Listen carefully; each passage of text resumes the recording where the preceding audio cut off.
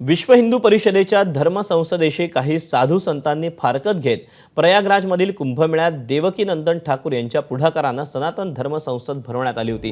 प्रयागराजमधील धर्मसंसदेत मंदिर मशीद विवाद, सनातन बोर्डासाठीची मागणी, लव जिहाद अशा अनेक विषयांवर चर्चा झाली। दरम्यान आतापर्यंत प्रभावी ठरलेल्या विश्व हिंदू परिषदेच्या पुढाकाराने भरवण्यात येणाऱ्या धर्मसंसद ऐवजी देवकीनंदन ठाकूर यांच्या पुढाकाराने भरवलेल्या धर्मसंसदेचीच चर्चा ही सर्वाधिक झाली।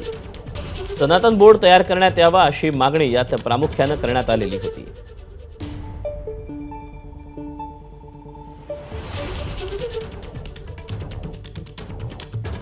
जैसे योगी जी ने कहा है ना, बटोगे बटोगे, तो आज योगी जी को बता दो, अब हम बटेंगे और कटेंगे।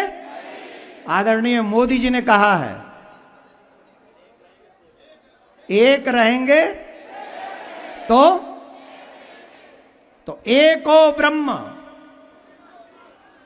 हम सब ईश्वर अंश जीव अविनाशी वसुदेव कुटुंबकम, हम सब भगवान के परिवार होकर आज धर्म की रक्षा करने के लिए उन्हें दिखा देंगे कि हम एक हैं, हम सेफ हैं, हम बटेंगे नहीं, हम।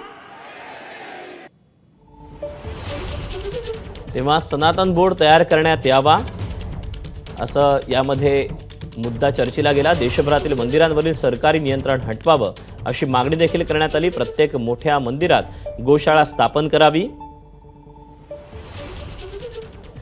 देवाला प्रसाद काय दाखवायचा हे आचार्य ठरवतील असं या धर्मसंसदेत चर्चेला आणलं गेलं। याशिवाय धर्मांतर रोखण्यासाठी गरीब हिंदू परिवारांना आर्थिक सहाय्यता देणं हा देखील एक मुद्दा चर्चेत आला। याशिवाय सनातन हिंदूंनी दुसऱ्या धर्मात विवाह करू नये यासाठी प्रयत्न करावेत।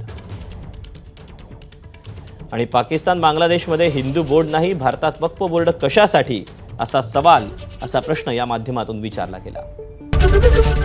एबीपी माझा, उघडा डोळे बघा नीट।